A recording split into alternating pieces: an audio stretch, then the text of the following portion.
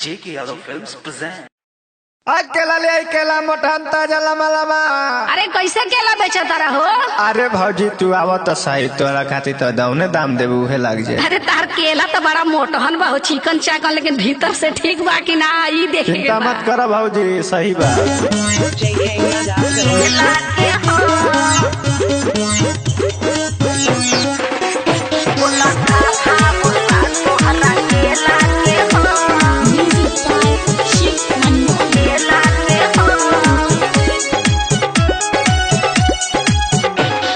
चिकन चाकन मोटा सनादार बड़ुए, विटामिन भरल सौदा तोहार बड़ुए। अरे आओ बाबू बोला, अरे चिकन चाकन मोटा सनादार बड़ुए, विटामिन भरल सौदा तोहार बड़ुए। माले ताजा मिलिया जोइयो ठेला पर, माले ताजा मिलिया जोइयो ठेला पर। तो बोला का भाव बा तोहरा केला के हो, बोला का भाव बा तोहरा केला के हो। अरे बोला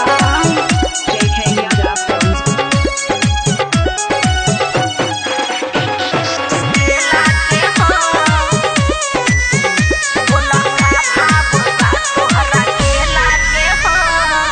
देखे में लामा लामा टाइट बाटे, तोहरो सामान बाबू राइट बाटे।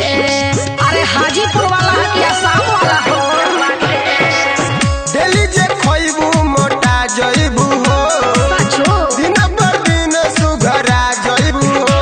बड़ी फायदा होला संगे भोरे लेला से हो, सचो। बड़ी फायदा होला संगे भोरे लेला से हो। तो बोला का भाव बा तोहरा केला के हो, बोला का भाव बा तोहरा केला के हो। अरे कबले खड़ियावले रहबा बतावा झटपट।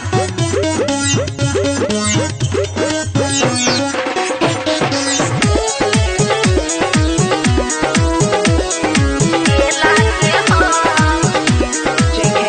बोला का भाव बा तोहरा केला के हो। सिंगापुरी की गाजीपुरी हटे, साइज बुझाता हाजीपुरी हटे। अरे काहे इतना बढ़न बा मोटहन? बाटे ही टेस्टी तू टेस्ट करा हो, अच्छा टाइम ना डिलेट के वेस्ट करा हो। हनु केला डीजे बाबा जी के चेला के हो, सच में? केला डीजे बाबा जी के चेला के हो। बोला का भाव बा तोहरा केला के हो, बोला का भाव बा तोहरा केला के हो। अरे चिकन चाकन मोटा सनादार बड़ुए, विटामिन भरल सौदा तोहार बड़ुए।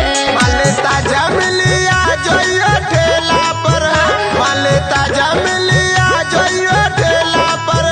तो बोला का भाव बा तोहरा केला के हो, बोला का भाव बा तोहरा केला के हो।